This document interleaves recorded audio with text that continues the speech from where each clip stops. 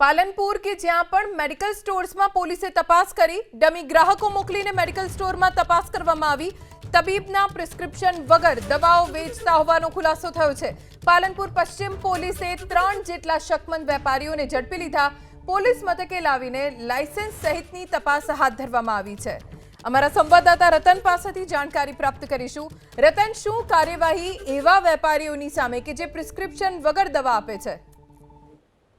ચોક્કસ જે પાલનપુરની વાત કરીએ કે પ્રતિબંધિત જે દવાઓ જે વેચાણ જે તમામ મેડિકલોની ઉપર સરપ્રાઇઝ ચેકિંગ કરવામાં આવ્યું હતું, તેને લઈને અત્યારે તો જે બનાસકાંઠાની પોલીસ છે જે તમામ અલગ અલગ ટીમો બનાવીને અલગ અલગ તમામ સવારથી જે તમામ મેડિકલ ઉપર તપાસ હાથ ધરવામાં આવેલું હતું। એની અંદર તપાસની અંદર જે ડોક્ટરને જે લખી આપેલી હોય મેડિકલમાં એની જે ગ્રાહકો પાસે જે મોકલવામાં આવ્યા હતા અને પ્રતિબંધિત દવાઓ કે તબીબ પ્રેક્ટિસ સિવાયની ન વેચી શકતા એવી મેડિકલ સંચાલકો વેચતા એવી મામલો સામે આવ્યો, તેને લઈને પોલીસ એક્શનમાં આવી છે।